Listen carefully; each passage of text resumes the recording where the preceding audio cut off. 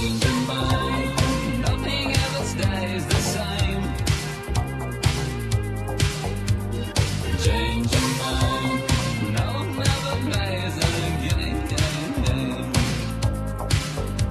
Today we're going to talk a little bit about quantum mechanics, and before that freaks you out, trust me when I say that like about 90% of the things I've been reading go over my head because I'm just not the sharpest guy in the world. But some of the stuff that I have been learning about is just amazing, and I'd like to share it with you. First thing I want to talk to you about is something called the double slit experiment. Now, some of you may have heard about this before, and I'm actually going to put a link on the wall that will probably explain it a little bit better than I can here.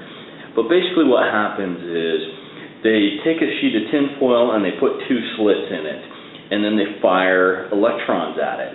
Now, as you can imagine, it's kind of like firing spray paint at a stencil, you know, so like when they move the double slit thing, there should be a set pattern where the atoms have gone through the slits and leaves a distinctive pattern in the wall. Well, what they found out was that it wasn't behaving this way. The atoms were hitting more so in a wave-like pattern rather than a particle-like pattern. So the pattern that it was making on the wall was completely different from what they were expecting. So they tried to figure out why this was happening.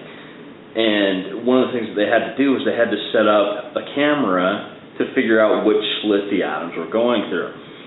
Well, once they set up the camera, all of a sudden the pattern that they expected just appeared. The atoms just lined up, bam, everything happened just like they thought. So what this means is that by our being an observer to the experiment has an effect on the outcome of how the experiment turns out. This means that we literally change every particle that we come in contact with simply by being there. In quantum mechanics, this is called the Heisenberg uncertainty principle. As our perception of an object changes, the object itself literally changes also. So if you think about what this means is that our greatest tool to change the world is our ability to change our perspective on the world. Okay, now throughout history, and I'm sure throughout your life and everything like that, I think we as a species, we all know on some basic level that our world has flaws in it, and it has the potential to be a little better than it is. And that's not saying that our world is bad, we just see that it has a little higher potential. And since the beginning of time, billions of people have prayed or wished for, hoped for, dreamed for these type of changes to occur. Now, whatever you call that force that these people pray to or hope for or wish to, we'll call it God just here in this thing, just for the sake of argument. The cool thing about this is that God heard all these prayers that we sent out. God sent help for us to make these changes. God sent you. But unfortunately, one of the things that I believe brings us our greatest sorrow is that we pray for things in ways that we really don't understand what exactly we're asking for. Say, for example, you pray to the universe to be strong, to have strength. Well, the universe isn't just going to suddenly make you strong. What it's going to do is it's going to give you situations where you have the opportunity to be strong. If you pray to be closer to a loved one, the universe is going to give you opportunities to take those steps closer to each other. So one thing that we do, I hear this a lot, one of the arguments against God or the higher power in the universe, whatever you want to call it, we're just putting labels on it just for simplicity's sake.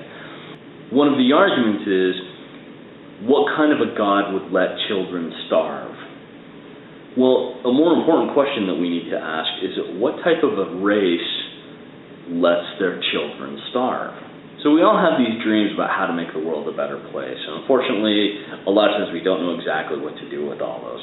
But as Einstein, the master of quantum mechanics, once said, imagination is way more important than knowledge.